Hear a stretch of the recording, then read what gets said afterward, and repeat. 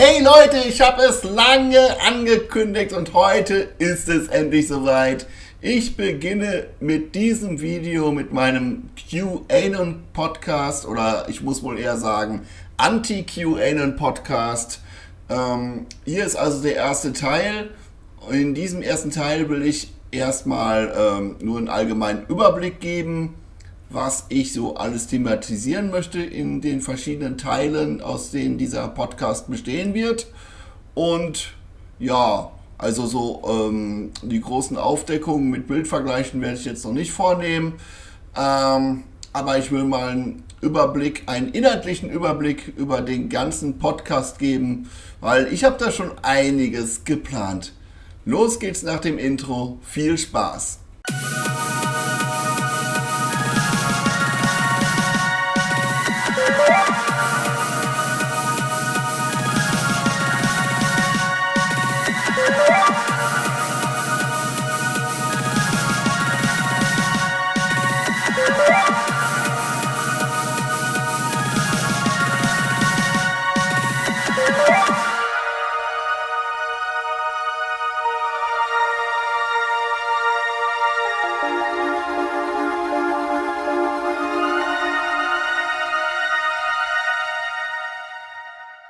Hallo ihr lieben Freigeister, die sich vom Theater auf der Weltbühne nicht blenden lassen, sondern hinter den Vorhang und die Masken schauen. Ja, es ist endlich soweit. Mein erster großer Podcast ist da. Das Format Podcast ist ja danach definiert, dass es sich um eine Videoreihe handelt, die aus mehreren Serien sich zusammensetzt. Ja, und genau das Format bietet sich natürlich an, wenn man die QAnon-Psyop auseinandernehmen will, beziehungsweise die Trump-Familie mal komplett aufdecken will. Denn erstens kann ich ja nicht alle Mitglieder des Trump-Clans in einem einzigen Video aufdecken. Dafür ist der Trump-Clan einfach zu groß. Allein das muss ich schon auf mehrere Videos verteilen. Und zweitens, auch ein Grund, warum es etwas länger wird, weil ich ja nicht nur einfach Fake-Identitäten der Trump-Familie aufdecken will, sondern auch wirklich die Psyop aufdecken will. Ich will zeigen, mit welchen psychologischen Tricks die ganze QAnon-Scheiße da funktioniert, wie wir da oder wie die Wahrheitssuchenden da am Nasenring durch die Manege geführt werden. Aber nichtsdestotrotz möchte ich jetzt mal direkt am Anfang dieses ersten Teils direkt mit einem Bildvergleich anfangen. Also meine große Enthüllung, von wem Donald Trump gespielt wird. Ich will euch da ja nicht lang auf die Folter spannen. Von diesem Herrn hier, von Prinz Richard VI. Zu sein Wittgenstein-Berleburg wird er gespielt. Ich zeige euch da jetzt auch nicht alle Bildvergleiche, die ich dazu habe. Die sind zwar schon alle perfekt abgesichert und sehen richtig gut aus, aber wie gesagt, dieser erste Teil ist jetzt so eine Einleitung. Die genaueren Matches seht ihr im zweiten Teil. Dieser zweite Teil wird möglichst kurz nach dem ersten Teil erscheinen, den ihr euch jetzt gerade anschaut. Also in ein paar Tagen hoffe ich, dass ich die Aufdeckung zur Trump-Familie, den zweiten Teil, vollenden werde und posten kann. Aber wie gesagt, auch die Mechanismen, nach denen die ganze QAnon-Psyop funktioniert, sollen nicht zu kurz kommen. Die werden auch relativ stark im Mittelpunkt dieses Podcasts stehen. Deswegen werde ich auch schon im dritten Teil dieses Podcasts bereits ganz tagesaktuell auf Elon Musk eingehen. Ja, und aus persönlicher Wut heraus sozusagen auch, ne? Denn die Art und Weise, wie Elon Musk aktuell auf Facebook durch irgendwelche Werbekampagnen von irgendwelchen dubiosen Websites gehypt und gepusht wird, also da ist schon wirklich eine Manipulationstechnik dahinter, die ganz viel mit QAnon zu tun hat, die ganz viel über die Psychologie verrät, die hinter so einer Psyop steckt und die deswegen auch in diesen Podcast mit reingehört. Also was da genau übelst faul ist an diesen ganzen, ich nenne es jetzt mal Werbememes, die über Elon Musk über seine angeblichen Heldentaten auf Facebook kursieren, nicht von irgendwelchen Usern, sondern wirklich von Filmseiten und Medienseiten, die diese Werbememes verbreiten wie so eine Trickbetrügerfirma, dass das total viral geht und auf die Links sollte man auch nicht draufklicken, die da dann drunter stehen. Also ich blende gerade jetzt schon einige Werbeanzeigen davon ein. Schaut es euch an. Ich kann da nur kopfschüttelnd sagen, was soll ich dazu noch sagen? Also das ist so abstrus und was da propagiert wird, ist so abstrus, das kann einfach nur absolut unrealistisch sein und es triggert mich komplett. Es triggert mich wirklich komplett, dass so viele Wahrheitssuchende trotzdem darauf reinfallen, also auf diese Werbememes, die ihr da seht. Und ja, ich hoffe, ihr habt die Schlagzeilen aus den eingeblendeten Beispielen ganz nebenbei mitgelesen und kommt von selber drauf, warum das nur absolut unrealistischer Scheiß sein kann. Ich erkläre es gleich noch ein bisschen genauer. Zumal all diese verschiedenen Heldentaten, die da beschrieben werden, sich alle auf die letzten 2 bis 3 Wochen beziehen. Huiuiuiui. Der Elon, der kann sich wohl aufspalten und ganz viel Deep State Bekämpfung gleichzeitig absolvieren. Alle Achtung.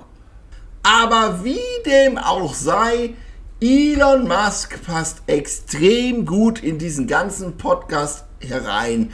Er ist schließlich der neue Berater von Donald Trump und die Art, in der er als Retter gepusht wird, sagt extrem viel über die psychologischen Tricks des der QAnon-Psyop aus, ne? Und wo ich das mit der Beraterfunktion von Elon Musk in Trumps Amt gerade schon erwähnt habe. Also der Elon Musk leitet ja dieses Department of Government Efficiency muss man, Department of Government Efficiency. Ja, so spricht man es richtig aus. Also das heißt, er kümmert sich darum, dass die Gelder in den USA von den Firmen und den Ämtern und Behörden vernünftig eingesetzt werden und da nichts verschwendet wird. Ganz toll. Der muss ja wirklich auch Ahnung haben davon, wenn er zusätzlich noch seine eigenen Firmen wie Tesla und SpaceX leitet, ja, zusätzlich dazu noch ein politisches Amt übernehmen, würde mich schon überfordern, sage ich ganz offen und ehrlich. Ich bin nicht so multitaskingfähig wie Elon Musk es wohl scheinbar ist. Aber jetzt kommt's, ne? Laut dieser ominösen Facebook-Meldungen hat der Elon Musk ja sogar ganz nebenbei zu all diesem ganzen Business noch viel mehr im Showbiz geleistet. Er hat eine stattliche Summe an das Filmstudio von Mark Wahlberg und Mel Gibson gespendet, um die Wokeness zu bekämpfen. Weil Mark Wahlberg und Mel Gibson sind natürlich keine adeligen Fake-Identitäten, sondern die bekämpfen die Wokeness.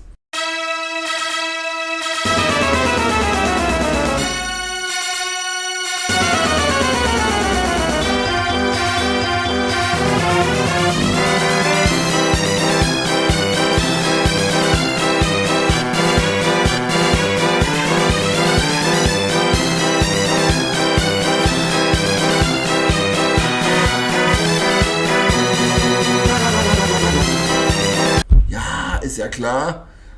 Und der Elon Musk hat sich dafür eingesetzt, dass umoperierte Männer nicht mehr beim Frauensport mitmachen dürfen und so. Und er hat es sogar bewirkt, dass die Transboxerin Imane Khelif, die bei der Olympiade Gold gewann, dass der ihre Medaille aberkannt wurde.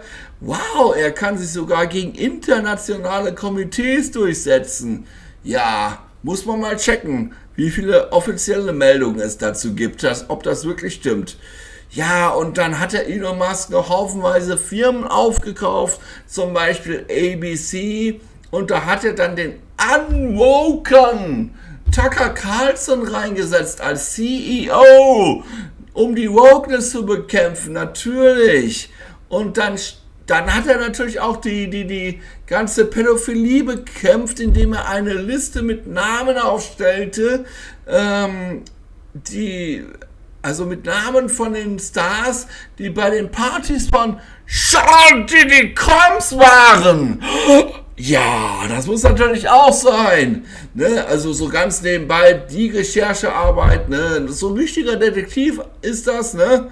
Und dann, ja, zusätzlich zu seinen ganzen anderen Geschäften wies er noch nach, dass Beyoncé ihre ganzen kürzlichen Awards nur dadurch gewonnen hat, dass ihr Lover Jay-Z diverse Bestechungsgelder hat fließen lassen und Radioshows speziell veranstaltet hat und so weiter und so fort. Ja, also er gibt sich vor dem Hintergrund der anderen Heldentaten von Elon Musk wie von selbst.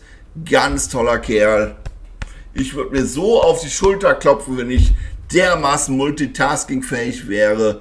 Wow.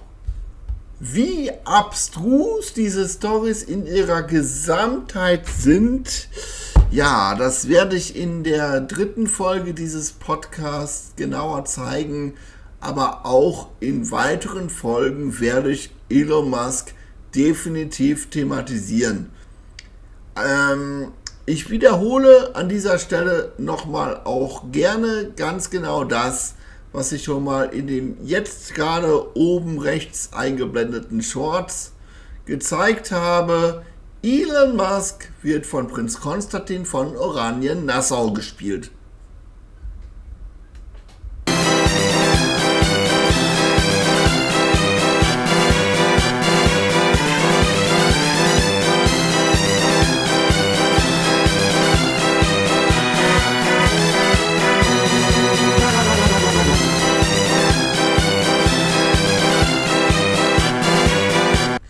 Bei den allgemeinen Mechanismen, nach denen die QAnon-Psyop abläuft, wird für mich auch vor allem die Aufdeckung des Fake-Truthers Alex Jones im Vordergrund stehen.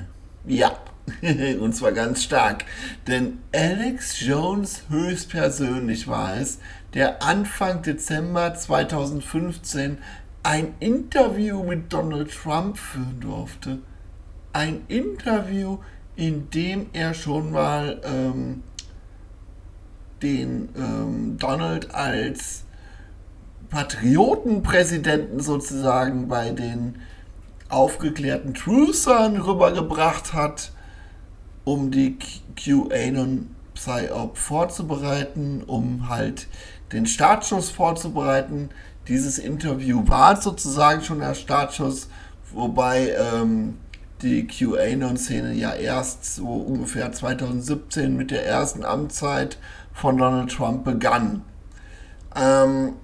Wie dem auch sei, das Ganze wird deswegen ein absolutes Highlight werden, weil mir wirklich absolut glaubwürdige, objektive Beweise dafür vorliegen, dass ausgerechnet dieser Alex Jones gespielt wird von dem Sohnemann von Prinz Richard VI. Zu sein Wittgenstein-Berleburg, also von dem Sohnemann des Trump-Darstellers. Ja, was für ein Zufall, stellt euch das vor. Das werde ich im 4. Teil dieses Podcasts sehr genau zeigen. Es ist unfassbar, was ihr da sehen werdet. Ja, sie lassen halt alles immer in ihrer eigenen Familie und auch dieses Interview zwischen Alex Jones und Donald Trump, also zwischen Vater und Sohn, werde ich genauestens auseinandernehmen im 4. Teil dieses Podcasts, um halt auch da Rückschlüsse zu ziehen, mit was für Mitteln man versucht, die Truther zu verführen. Was ich auch an dieser Stelle schon mal versprechen kann, Es wird in diesem Podcast auch einen Teil geben, in dem ich sogar aufdecken werde, wie Alex Jones vor ungefähr, sagen wir mal, 2 Monaten in einem Video auf seinem Twitter-Kanal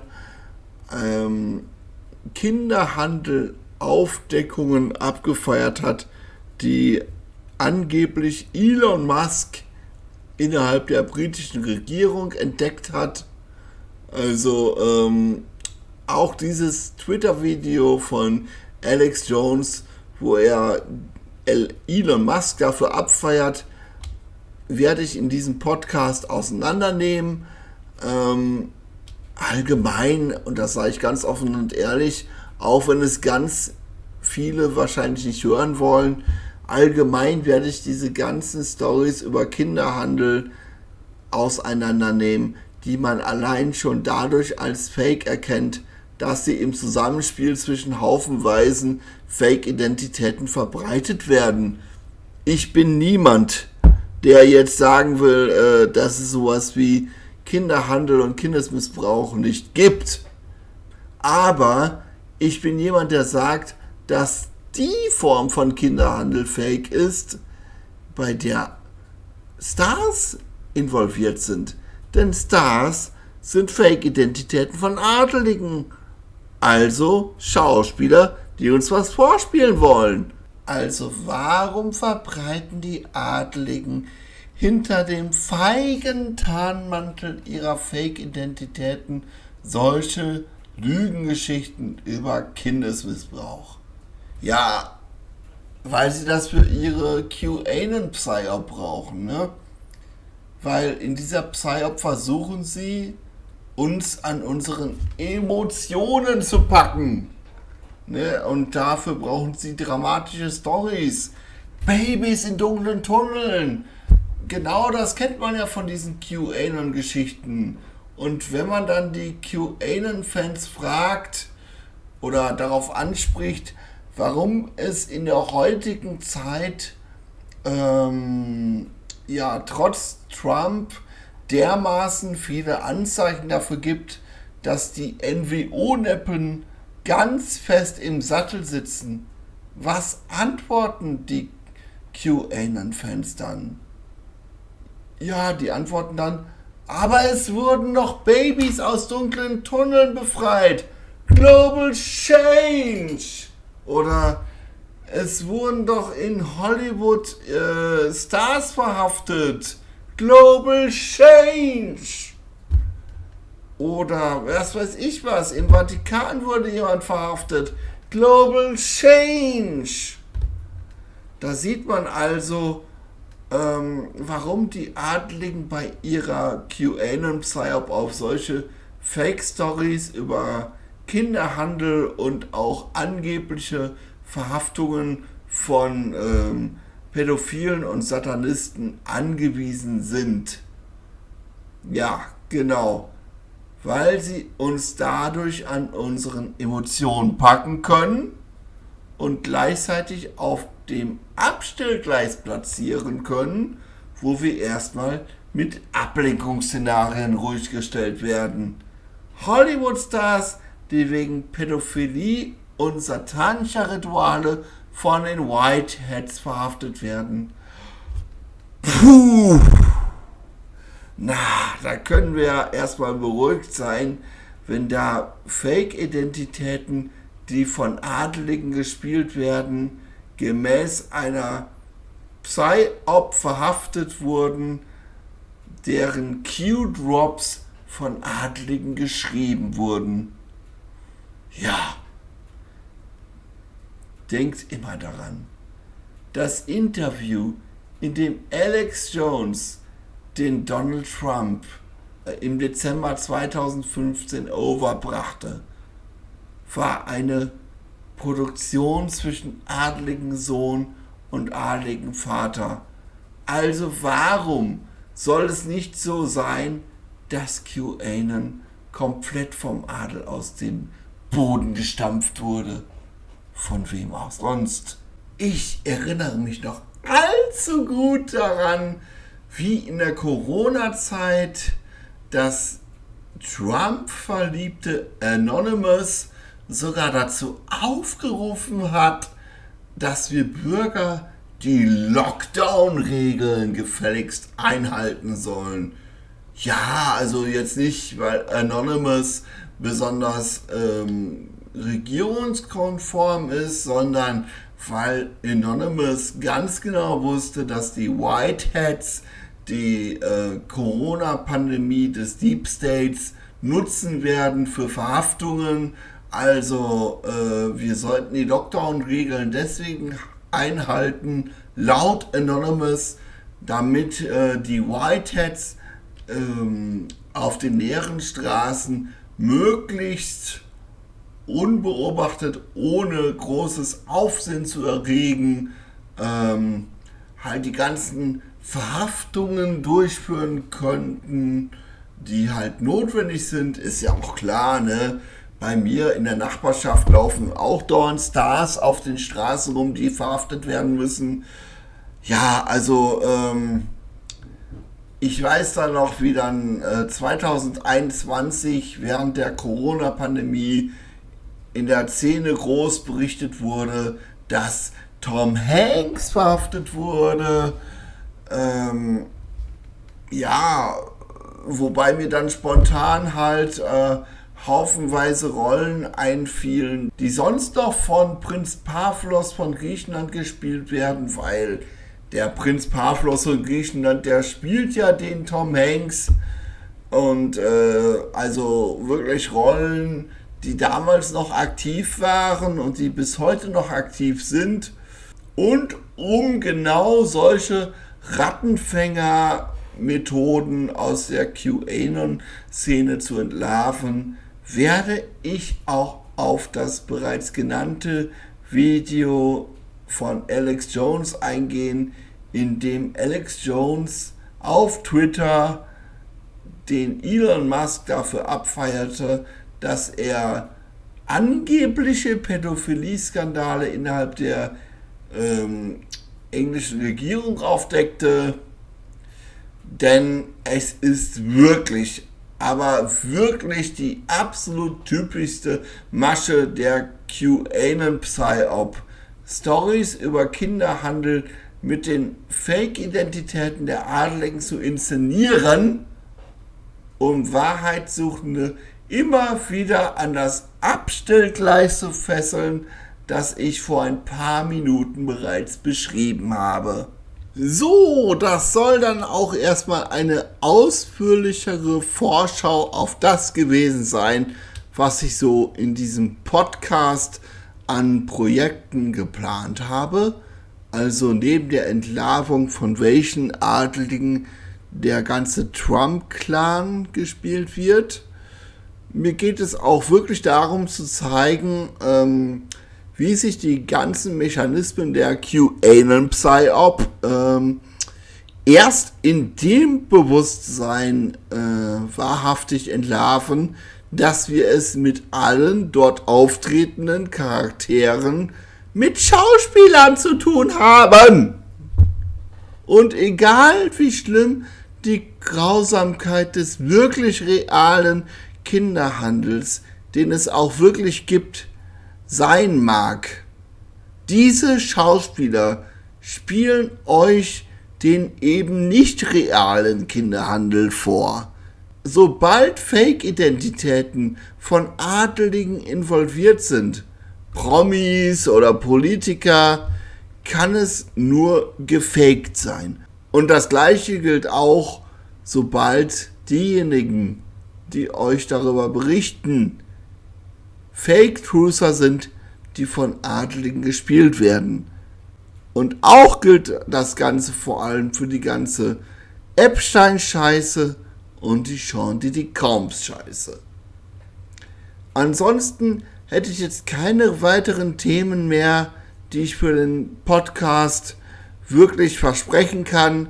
Ich werde eventuell noch die Plausibilität der beiden Attentate auf Donald Trump untersuchen und vielleicht werde ich auch nochmal untersuchen, ob Donald Trump wirklich identisch mit Elvis ist, wie es von vielen Actor-Based Reality Aufdeckern vermutet wird.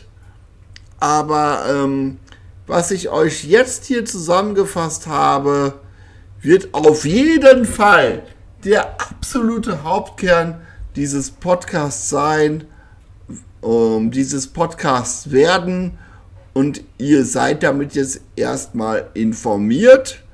Den zweiten Teil, in dem ich meine Matches zwischen Prinz Richard VI.